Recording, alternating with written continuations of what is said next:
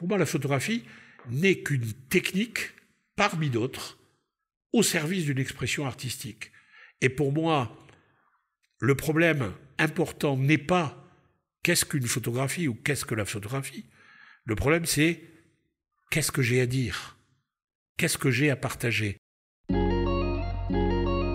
écoutez le podcast Parlons Livre Photo, présenté par Julien Gérard.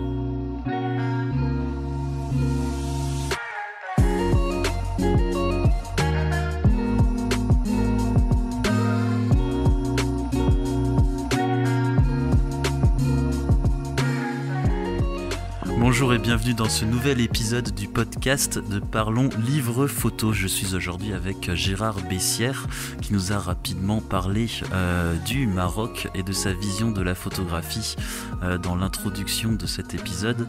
Bonjour Gérard. Bonjour Julien. Cette fois tu as le droit d'approfondir et tu peux dépasser les 30 secondes largement. Est-ce que tu peux te présenter? Donc tu es né au Maroc en 1946, c'est ça? Je suis né au Maroc en 1946.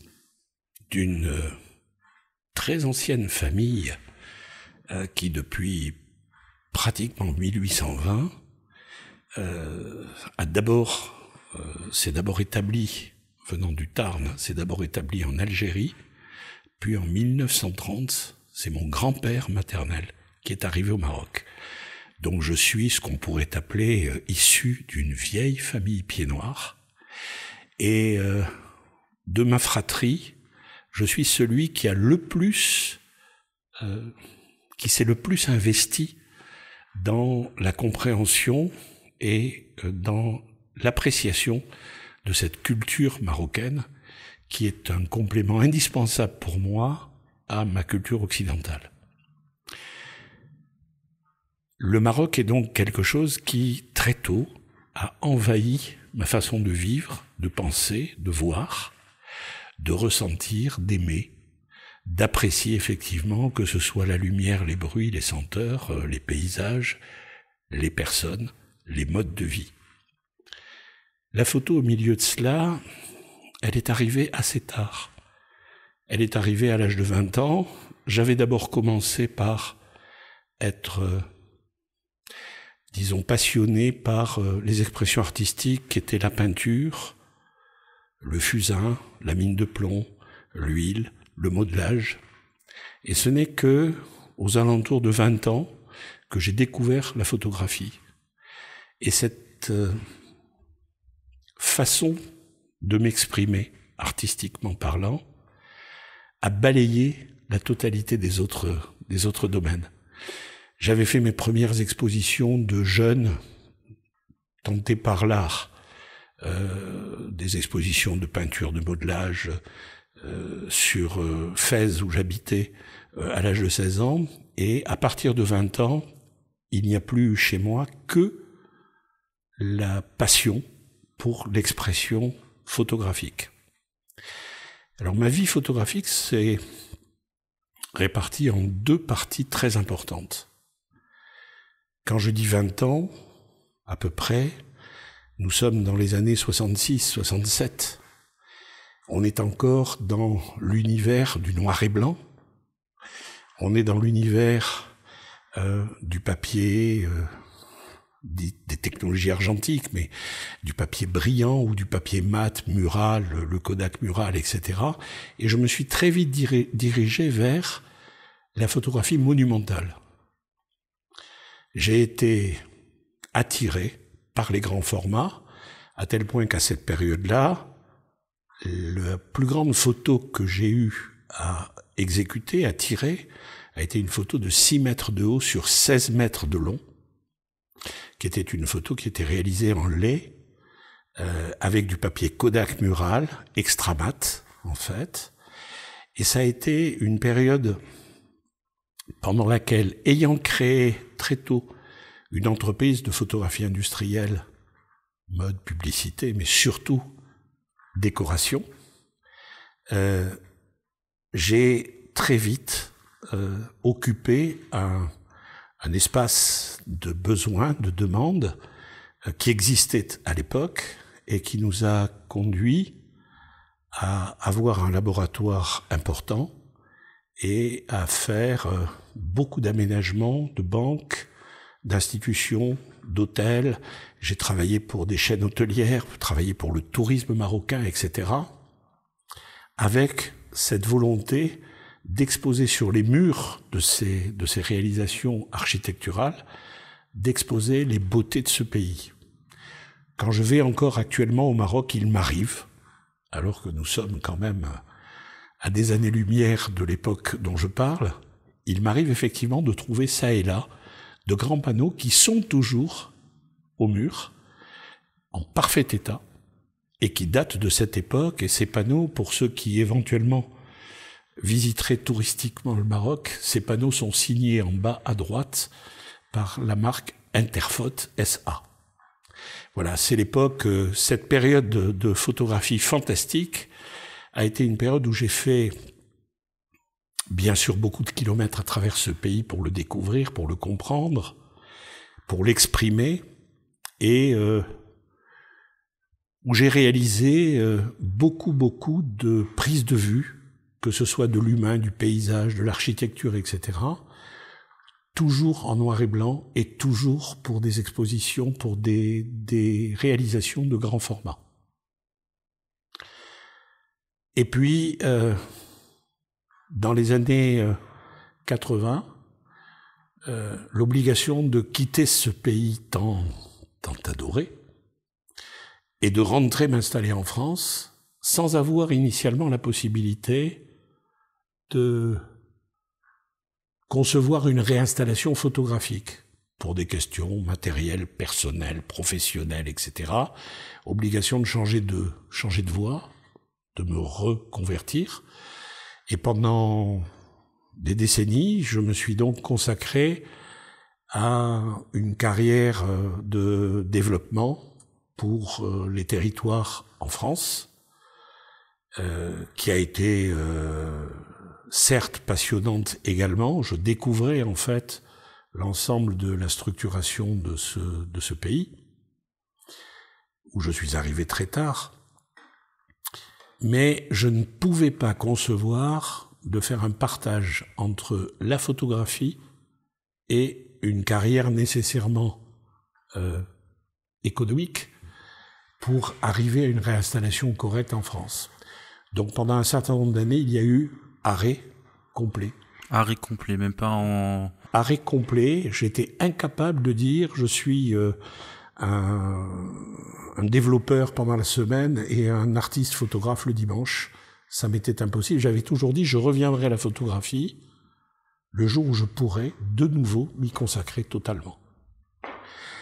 Et ce nouveau, pour s'y consacrer totalement, est intervenu dans les années 2000, où là, j'avais fini ma carrière professionnelle, et j'ai donc tout réinvesti, disons, sur le plan photographique. Mais j'avais quitté la photographie au Maroc, à une époque argentique, je reviendrai après sur les sujets, mais à une époque argentique et noir et blanc, et je retrouvais la photographie dans une technologie numérique et où la couleur était reine. Alors les fondamentaux au niveau photographique ne s'oublient pas, c'est comme apprendre à faire du vélo. Hein. Donc les fondamentaux ne s'oublient pas, mais il m'a fallu réapprendre. D'abord apprendre l'informatique,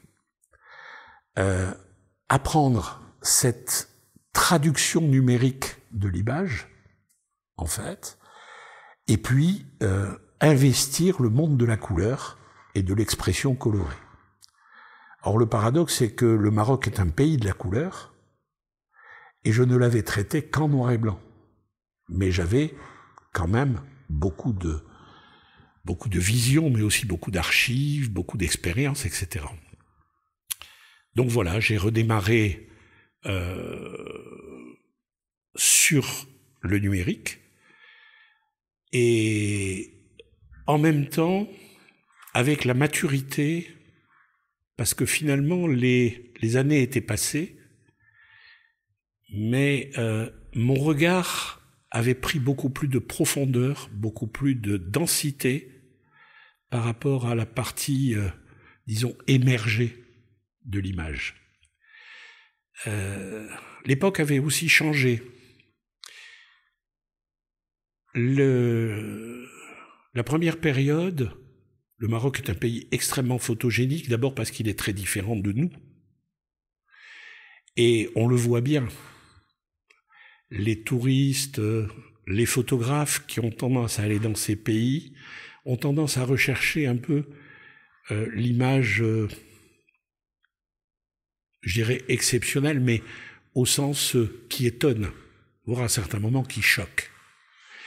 Les regards sont passionnés par la pauvreté, par la vieillesse, par un univers qui est très différent du nôtre, en fait, dans les villages de montagne, dans les douars, dans les bleds, etc. Peut-être au détriment d'une connaissance précise des modes de vie. On ne se focalise que sur l'aspect représentation de l'image.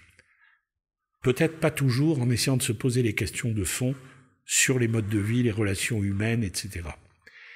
Et donc quand je suis revenu, moi, à la photographie, j'y suis revenu avec la volonté, effectivement, d'aller beaucoup plus loin que la représentation un peu fantastique, je dirais, d'un pays différent. J'avais vraiment envie d'aller au fond de cette culture, de cette façon de vivre, des fondamentaux, de ce qui, pour moi, a toujours été l'ensemble de mes repères et que je voulais effectivement communiquer. En répondant aux questions du style « Qu'est-ce qui fait effectivement que dans cette société que nous connaissons mal, qu'est-ce qui fait qu'il y a des éléments que nous avons peut-être nous perdus de notre côté, mais qui sont encore éminemment présents ?» Les problèmes de l'oralité, les problèmes de l'hospitalité, les problèmes de l'accueil, les problèmes de l'amitié, etc., qui sont effectivement des éléments que nous avons connus, que nous avons beaucoup appréciés, beaucoup protégés dans notre propre mode de vie, mais qui sont peut-être aujourd'hui un peu dépassés, gommés par un matérialisme, par une tentation accumulatrice, etc., par effectivement le fait que l'individu oublie le collectif à un moment donné. Donc quand je suis revenu à la photographie, ma quête a été effectivement de dire j'ai envie de montrer pourquoi en fait je suis autant attaché à cette culture. Alors ça a commencé par d'abord des expositions sur quelque chose qui est aujourd'hui plus connu, mais qui était plus confidentiel, qui sont les tbolidas, qui sont les fantasias marocaines.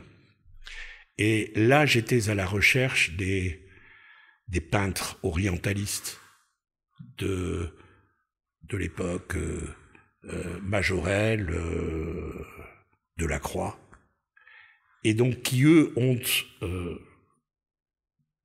dépeint, en fait, ce pays très fantastique, en fait, et j'ai voulu traiter cette fantasia pour expliquer ce qu'était la présence du cheval, le culte du cheval, la façon de le présenter, et comment se faisait-il que ce cheval et cette fantasia qui était une représentation culturelle de ce qu'étaient antérieurement les guerres à cheval, en fait, ce que cette fantasia pouvait représenter d'un culte de l'animal, animal tellement apprécié dans toute la vie rurale et agricole de ce pays.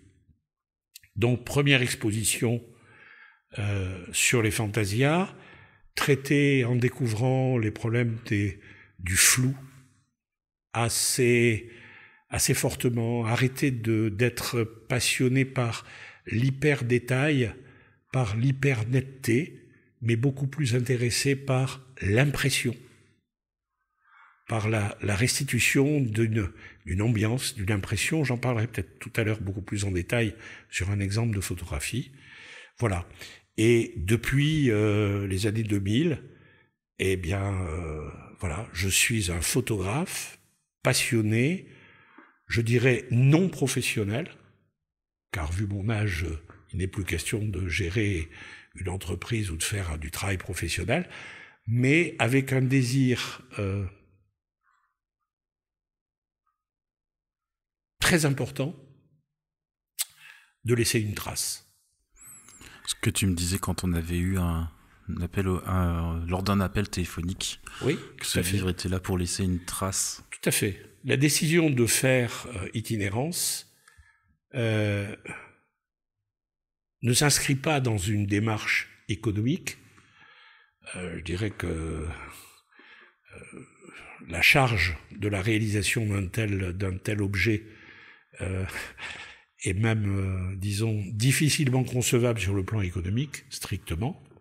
Mais elle est pour moi la volonté, effectivement, de condenser dans un objet cohérent un ensemble d'informations, d'émotions que je veux laisser comme une trace et que je veux poursuivre en partage, disons, au-delà du temps de réalisation. Voilà. Donc le livre Itinérance, c'est cela. Et c'est la raison pour laquelle il a été, dès le départ, conçu en deux parties d'édition. Une partie qui est le livre Itinérance, que les personnes ont sous les yeux, etc. Et puis une partie que j'ai appelée coffret collector, qui est un coffret fait à la main, richement décoré, dans un esprit totalement oriental, où l'on quitte même les géométries occidentales, de rigidité, etc., pour se retrouver dans les dimensions de courbe, de finesse, de fleurissement, disons, du décor oriental. Et ce coffret contient un exemplaire du livre, j'y reviendrai, une épreuve originale qui a été limitée donc à 30 exemplaires, avec un certificat d'authenticité, et l'ensemble, coffret, livre et épreuve originale d'artiste, sont effectivement numérotés avec un hologramme et donc deviennent effectivement une pièce de collection, sachant que ce coffret est limité à 30 exemplaires en 3 séries différentes, les séries étant déterminées par la photo originale qui est jointe. Il y a une photo qui s'appelle la série Fès, c'est une photo de la porte bleue de Bab Boujloud, donc à Fès, qui est une porte célèbre, et j'y reviendrai peut-être tout à l'heure. La deuxième série s'appelle la série Femmes, avec une magnifique photo de 2 femmes de Chaounia, deux femmes de Chaouen, Chaouen étant cette ville sainte bleue dans le Rif, qui est une ville. Toi, tu dis Chaouen. Moi, je connais Chef Chaouen, alors c'est quoi On dit Chef Chaouen, mais bon, par abréviation, je dirais, c'est Chaouen, puisqu'en réalité, on l'écrit aussi Xaouen, avec un X. Hein. D'accord. Mais là, c'est la série Femmes, et la troisième série qui s'appelle la série Cavalier, et dont la photo originale est un cavalier de Fantasia, mais traité, disons, avec ma vision. Alors, si l'on parle de ma vision photographique, je disais tout à l'heure que je ne suis plus tellement,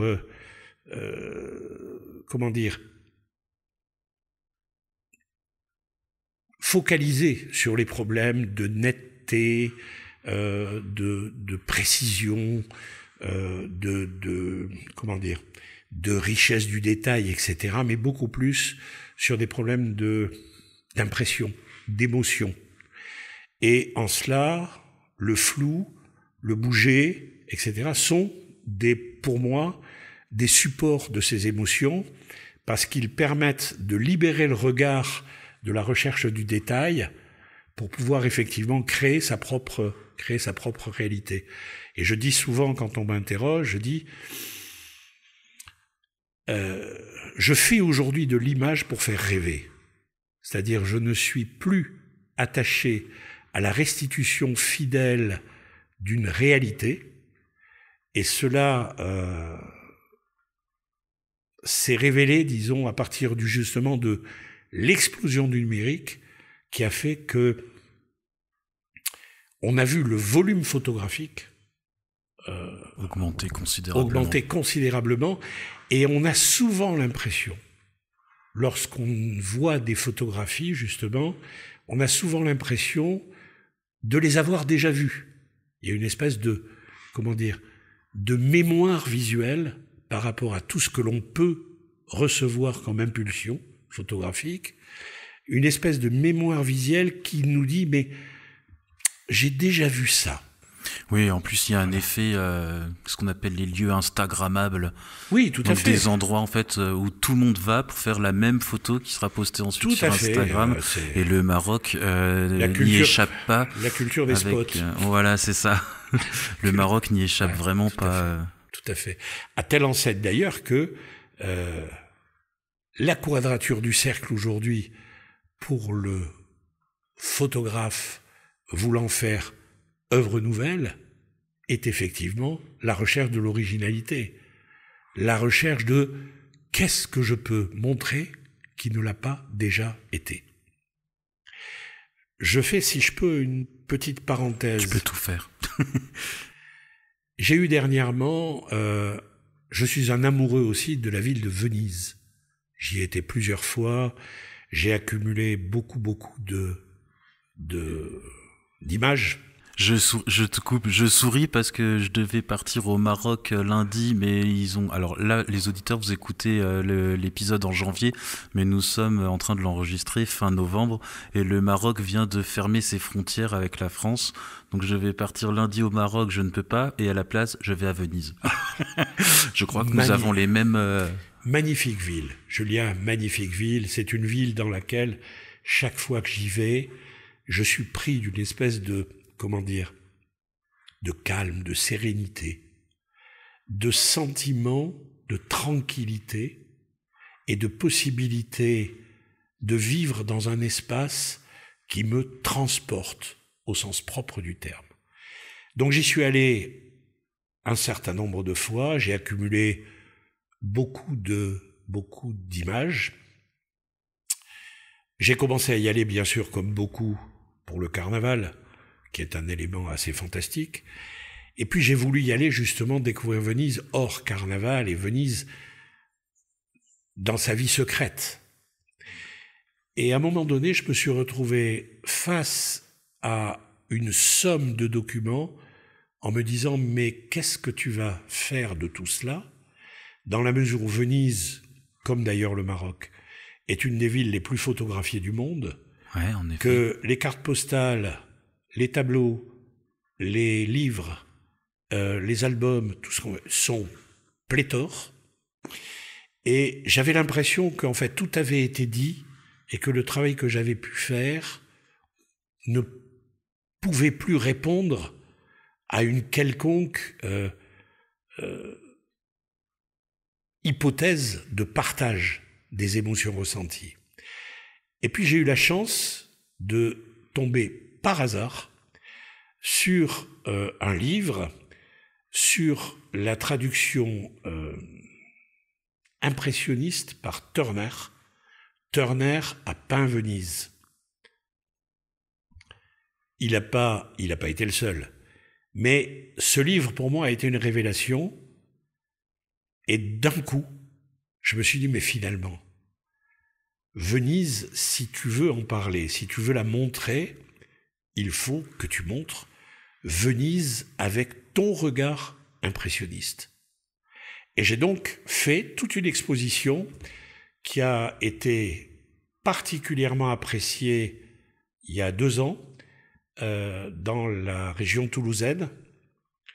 Une exposition magnifique. Et je ne dis pas magnifique parce que c'est moi qui l'ai faite, mais magnifique parce que la directrice artistique qui a organisé cette exposition dans un lieu mythique qui est le Quai des Arts à Cugnaux, a fait reconstruire par son équipe, au centre de la salle d'exposition, une forme géométrique qui reprenait en schématique le plan de Venise et où tous les tableaux ont été disposés comme si on avait une promenade, un cheminement à travers les ruelles.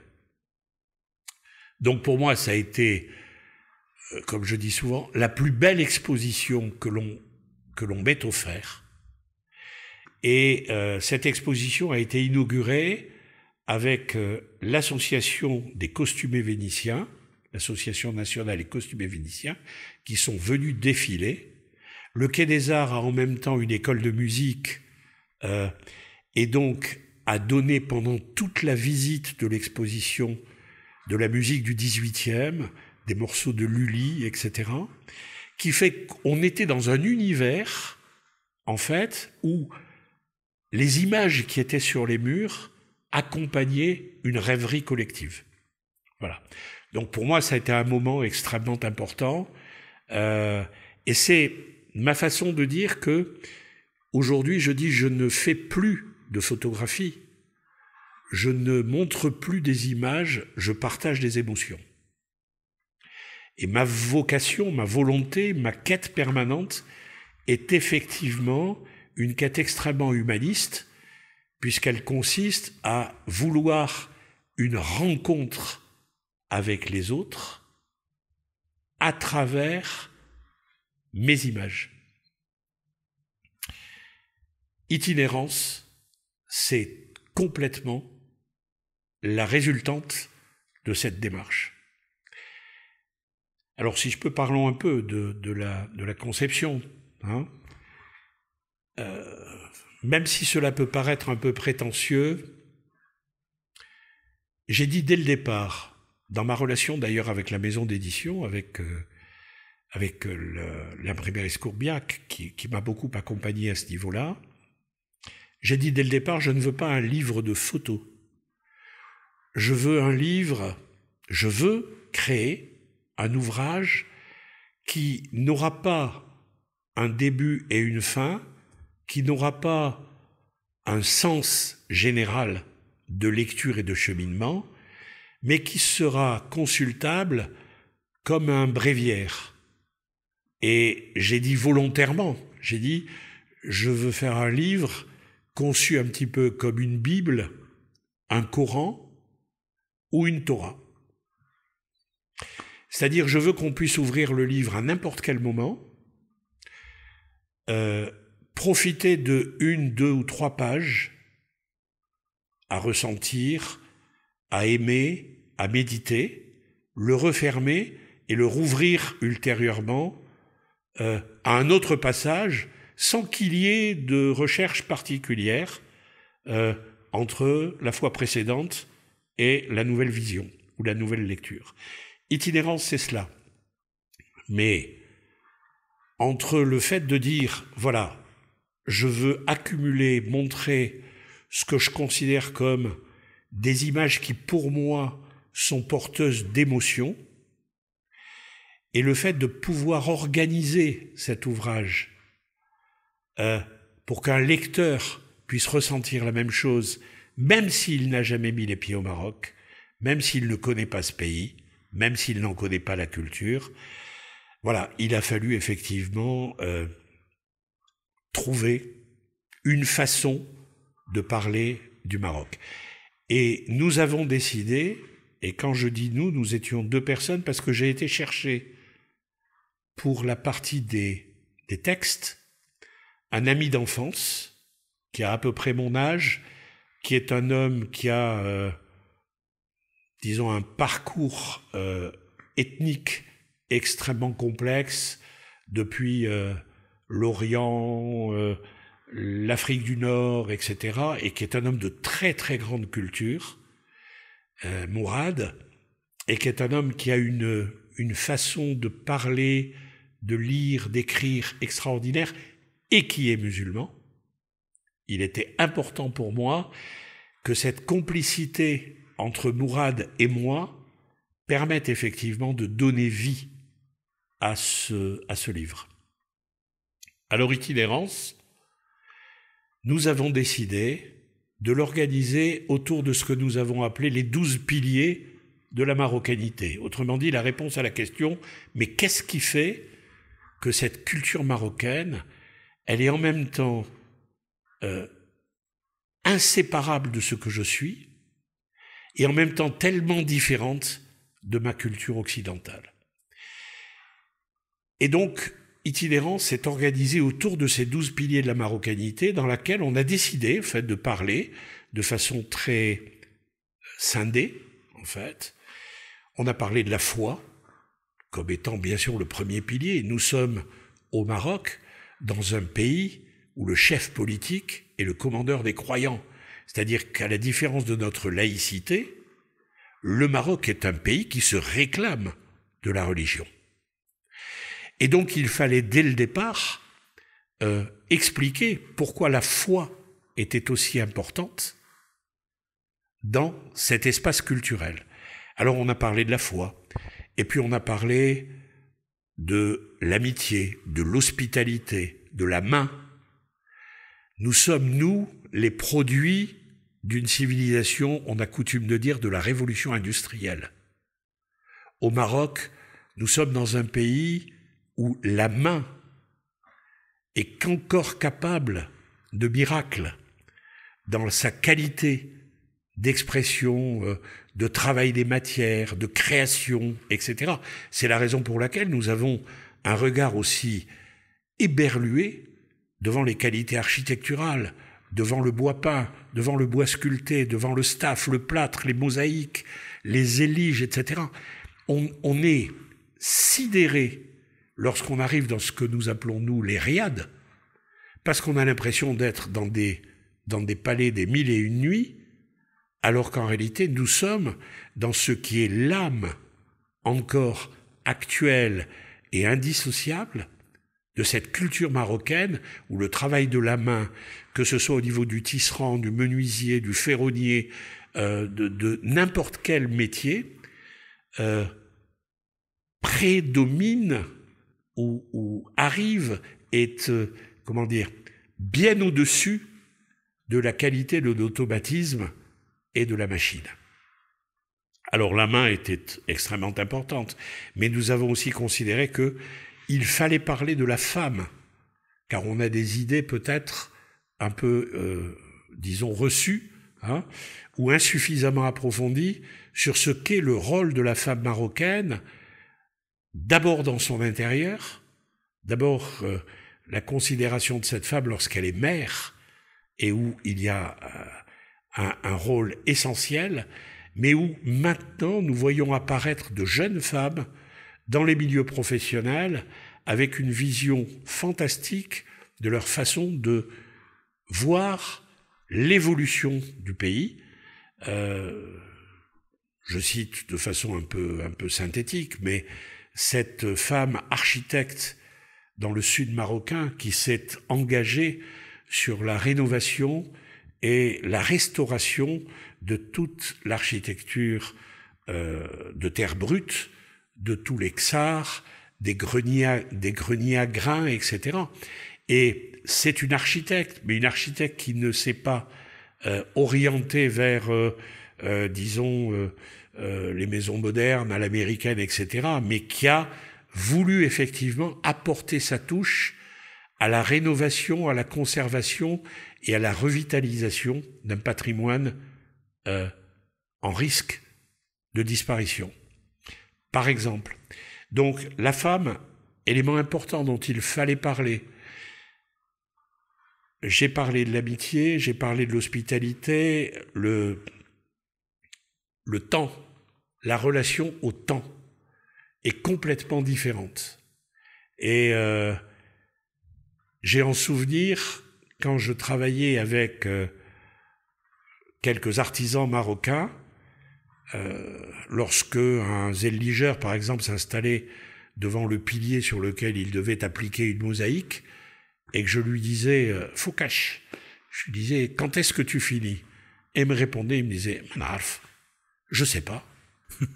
Et il me regardait en rigolant et en levant le doigt au ciel en disant « Allah ».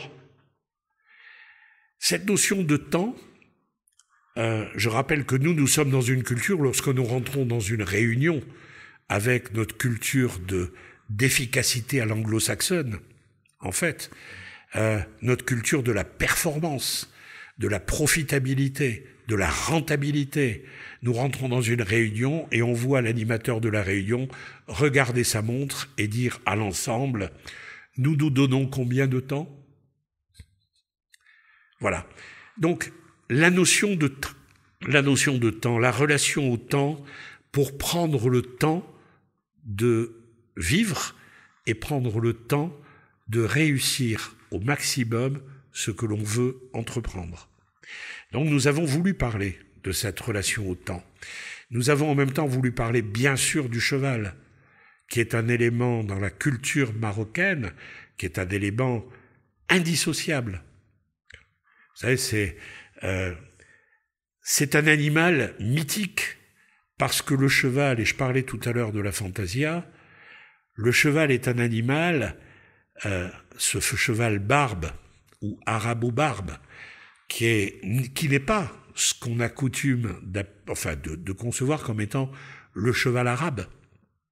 Le cheval arabe est un cheval très fin avec un cœur extrêmement solide qui lui permet de parcourir des distances très très longues, mais qui est taillé comme une gazelle, je dirais. Il est extrêmement fin.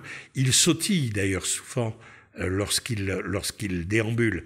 Alors que le barbe est un cheval avec un poitrail très large, un cheval très nerveux, qui un peu ressemble dans ses comportements avec le quarter horse américain. En fait, c'est un cheval qui part très vite, qui a une puissance au démarrage extraordinaire, mais qui est capable de s'arrêter sur 80 cm. Donc, et ce cheval, en fait, n'était pas, la danseuse d'un émir ou d'un riche marocain. Ce cheval, c'est le cheval du fellah, c'est le cheval du paysan, qui labourait les champs pendant l'année et qui, au moment de la fête, était revêtu d'or et de soie pour aller effectivement faire le coup de feu, faire le jeu de la poudre, en fait. Donc on a voulu expliquer cette présence et montrer ce que ce cheval avait de mythique, pour ne pas dire de mystique. Voilà. Donc le livre Itinérance, dans son ensemble, c'est cela. C'est le regard d'un homme amoureux de la culture de son pays de naissance, qui essaie au soir de sa vie de transmettre à d'autres cette passion pour une culture dont il tire, après une vie complète, dont il tire encore beaucoup de richesse de ses comportements et de ses modes de vie. Donc Itinérance, c'est cela, c'est un livre que j'ai voulu, dès le départ, à l'image de cette culture orientale, c'est-à-dire très beau, en ne lésinant pas sur la qualité des matériaux, sur la qualité de la réalisation, aussi bien sur le plan purement photographique que sur le plan qualité du papier, couverture, dorure à l'or, etc. Donc qui fait aujourd'hui que Itinérance est considéré comme une œuvre, vraiment. Qui a conduit d'ailleurs le responsable, le propriétaire l'un des associés de l'entreprise qui en a réalisé l'édition, qui en a réalisé l'impression, de dire dans sa dédicace, lorsque le livre est sorti, de mettre probablement le plus beau livre que nous ayons effectivement produit. Voilà. Pour moi, c'est un compliment, certes, extraordinaire, mais je pense que ce qui a été le plus beau compliment, les plus beaux compliments, ça a été la réaction de ceux qui ont acquis ce livre ou le coffret et qui m'ont envoyé des lettres, émouvantes. Les uns disant que, parce qu'originaires aussi du Maroc, ils avaient eu les larmes aux yeux en découvrant ces souvenirs sublimés par les mots de Mourad et par les images de Gérard. D'autres, j'ai en mémoire cette réaction de la présidente d'une organisation photographique que j'apprécie énormément et qui m'a écrit en me disant « Je n'ai pas pu attendre des réceptions du colis, je l'ai ouvert au milieu de la poste parce que je ne voulais pas attendre pour le découvrir et tout le monde s'est regroupé autour de moi pour découvrir ce livre qui est une merveille, etc. » La résultante de ce travail, c'est lorsque ce livre a été présenté au public sous les couleurs de la consul générale du Maroc à Toulouse, dans le cadre de l'Institut catholique, et où il y a eu effectivement un écho extrêmement important qui a fait que l'ambassade du Maroc a acheté un certain nombre d'exemplaires, l'ambassadeur du Maroc voulant en faire à ce moment une partie de ses cadeaux, de ses présents de fin d'année, et a offert un exemplaire d'itinérance à Jack Lang en tant que président de l'Institut du monde arabe. Et j'ai eu l'étonnement, la surprise de recevoir sans être informé de l'envoi, de recevoir une lettre personnelle de Jack Lang me remerciant, me félicitant pour la façon dont effectivement j'avais parlé de ce pays qu'il aime tant et j'avais présenté effectivement ce qui pouvait être les richesses de cette culture. Voilà, l'aventure itinérance qui aujourd'hui continue à avancer, a démarré dans ce contexte-là avec la volonté de ne pas, comme le disait le responsable de l'entreprise, de la maison, enfin de l'imprimerie. On peut les citer, c'est Escourbiac, c'est ça? Oui, de l'entreprise Escourbiac. Olivier disait, lorsque nous avons pour la première fois découvert le livre, il a dit « Je dois dire que ce qui a été extraordinaire avec Gérard Bessières, c'est que du début à la fin de notre travail, il n'a jamais parlé budget et il a toujours parlé excellence. » En tout cas, c'est une belle reconnaissance, que ce soit de la part d'Escourbiac avec leur dédicace ou de Jack Lang. Tout à fait. Ce sont des choses qui sont extrêmement fortes pour moi. Non pas par... je ne suis pas... Ceux qui me connaissent savent que je n'ai pas, disons, de culture de l'ego.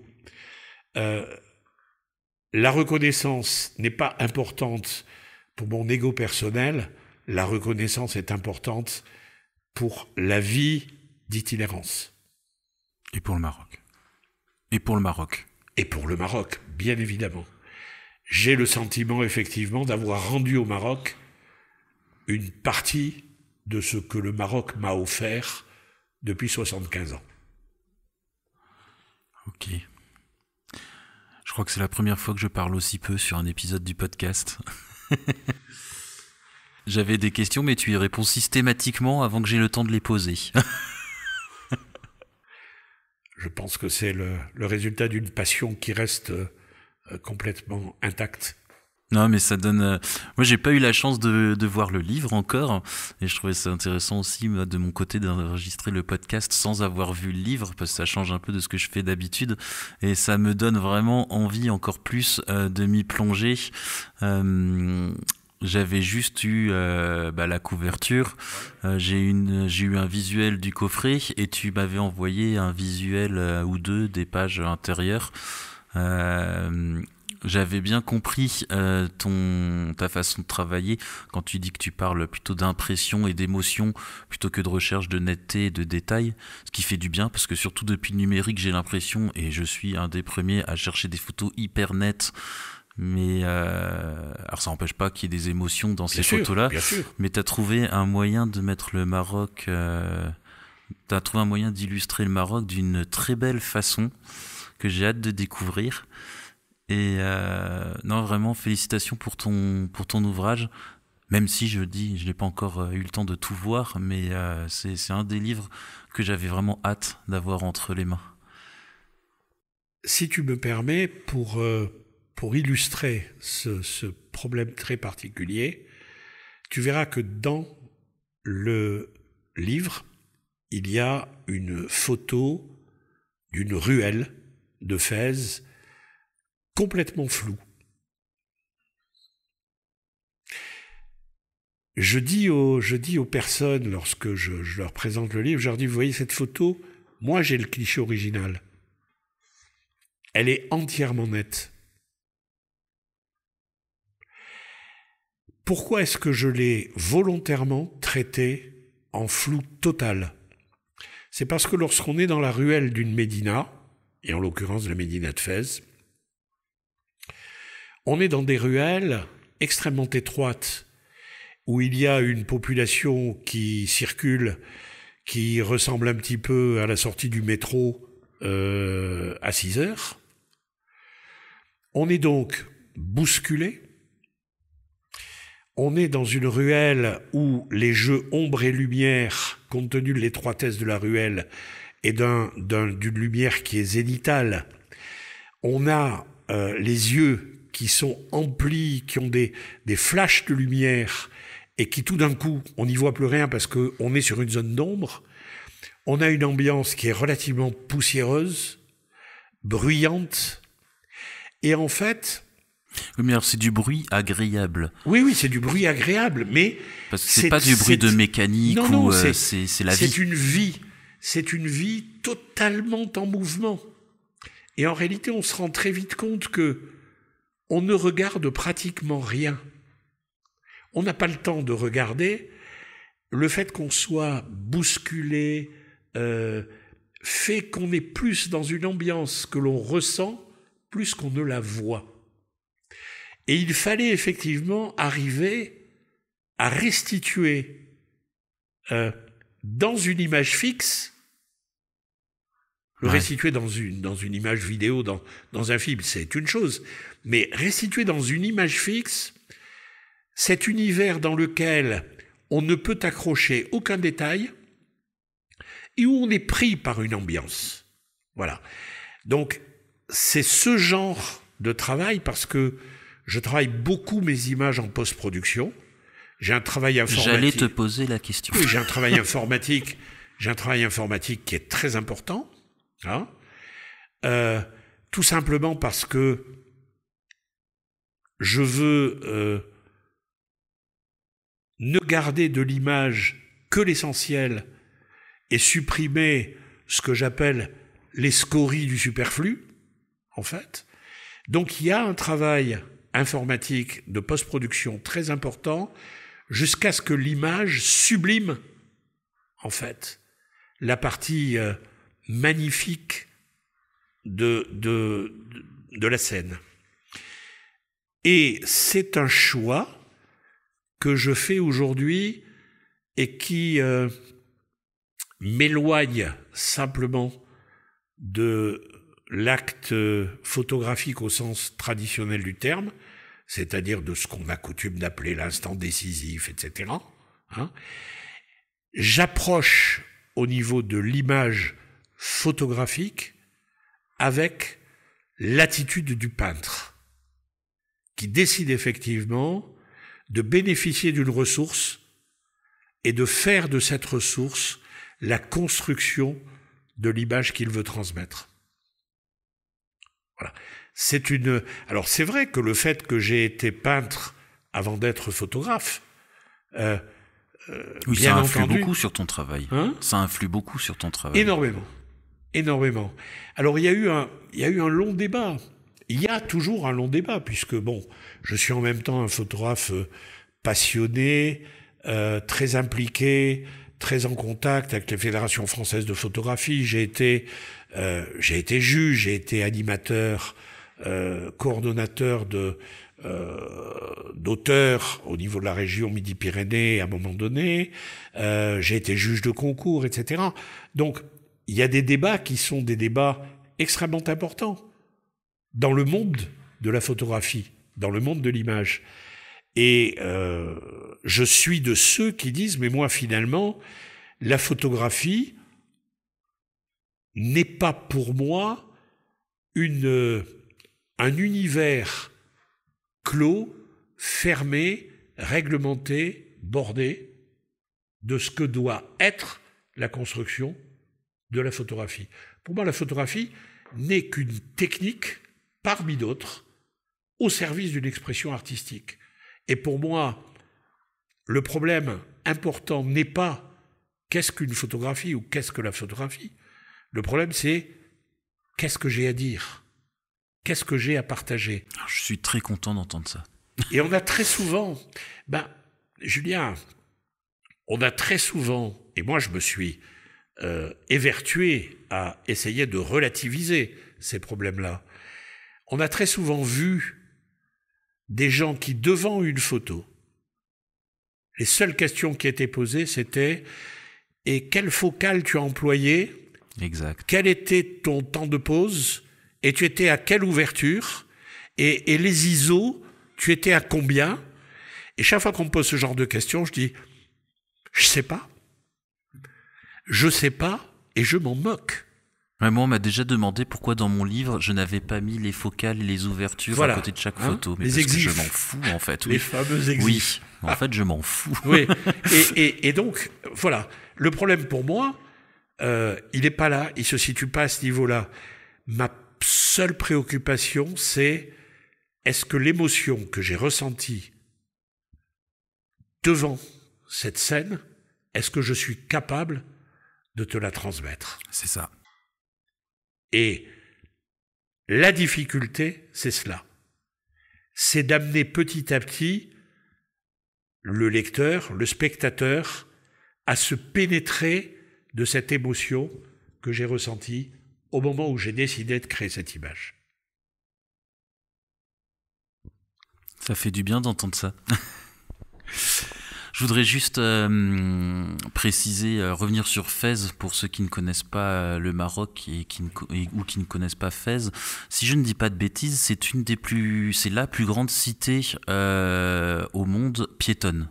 C'est vrai, non ? Pour resituer un peu, pour donner un peu l'ambiance. Parce que la Médina de Fès, il n'y a pas de. Il y a 2 médinas au monde qui sont considérés comme les plus belles, les médinas les plus représentatives de la ville traditionnelle musulmane, c'est Ispahan et Fès.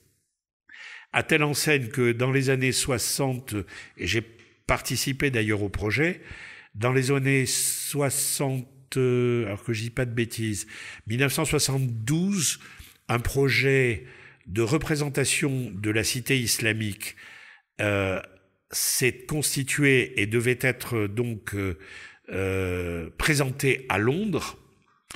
Et à l'époque, donc, j'étais fondateur et responsable d'une entreprise photographique que j'avais créée, importante. Et j'avais fait un projet qui consistait toujours avec des grands panneaux à reconstituer dans une exposition à Londres ce qu'était un ensemble de ruelles de la Médina de Fès, avec ses façades, l'étroitesse de ses rues, les lumières, les ambiances, etc. Donc c'est vrai que Fès est une Médina magnifique. C'est d'abord une ville extrêmement intellectuelle et culturelle, n'oublions pas, Moulay Idriss, etc.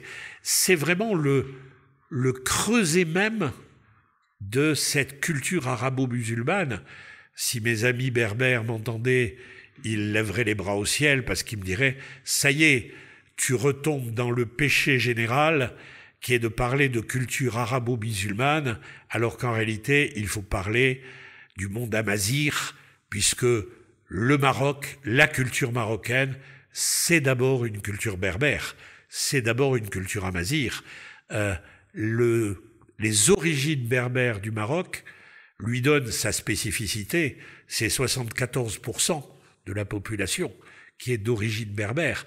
Et les fondements culturels arabes sont un plaquage relativement, pas mineur, mais minoritaire, disons, sur l'ensemble de cette culture, à telle enseigne que le roi du Maroc, Hassan II, a créé l'IRCAM, l'Institut royal de la culture amazighe, pour justement remettre au jour cette culture berbère qui est millénaire et qui est quand même extrêmement importante, tant au niveau de la structuration du pays que dans ses modes de fonctionnement. Il faut quand même se rappeler que dans la conquête qui a conduit effectivement les Arabes d'Orient à traverser le détroit et à remonter sur la péninsule ibérique et sur l'Occident, le chef des armées à l'époque, le chef des armées était d'origine berbère et non pas arabe. Ce n'était pas l'armée d'invasion arabe qui a effectivement traversé le détroit et qui est remontée, mais c'était une armée dans laquelle les Amazighs apportaient énormément de compétences. Et on les retrouve d'ailleurs dans la zone, disons, de l'Andalousie, très présents. Voilà. Donc en fait, effectivement, cette culture a un berceau extrêmement important, qui est la ville de Fès, qui est en même temps une ville sainte, mais en même temps une ville extrêmement intellectuelle, avec les universités, avec le cœur du soufisme, notamment. Et c'est une ville d'une grande finesse, avec d'ailleurs une bourgeoisie qui a pendant très longtemps, une bourgeoisie qui a structuré pendant très longtemps le corps dirigeant, disons, au niveau du pays. À un moment donné, Fès s'est trouvé en difficulté. Je parle de la ville ancienne, Fès Jadid, enfin de la Médina, s'est trouvé en difficulté dans la mesure où les Fassis sont allés investir à Casablanca dans le domaine des affaires. Et aujourd'hui, depuis quelques années, on sent bien effectivement qu'il y a un effort fait de façon essentielle sur la rénovation du patrimoine, sur la conservation et la remise à jour, disons, de cette magnifique Médina, avec des conceptions différentes selon un certain nombre de responsables. Certains consultants, notamment au niveau du PNUD, etc., considérant qu'il fallait purger un petit peu cette Médina pour l'adapter à un nouveau mode de fonctionnement, en ne gardant que quelques îlots qui étaient les îlots les plus représentatifs, etc. D'autres, beaucoup plus traditionnels, qui considéraient effectivement qu'il fallait la conserver à l'identique, parce que c'était un patrimoine irremplaçable oui. de cette ville. Et aujourd'hui, Fès, effectivement, se rénove dans un cadre d'une beauté extraordinaire, en fait, avec un ensemble de protecteurs, au sens de personnes, de groupes et d'institutions passionnément attachés à cette ville, qui font les efforts nécessaires pour la restaurer et la préserver. Mais c'est une très très belle ville, incontestablement. Je crois qu'on va terminer l'épisode sur Fès. Écoute, merci beaucoup Gérard pour le temps que tu as passé avec nous. Alors pour les auditeurs, je vous retrouve dans une semaine, toujours avec Gérard, et on va parler un petit peu plus d'auto-édition et de comment on fait un livre. Pour nous, Gérard, c'est dans 2 minutes. Merci Gérard.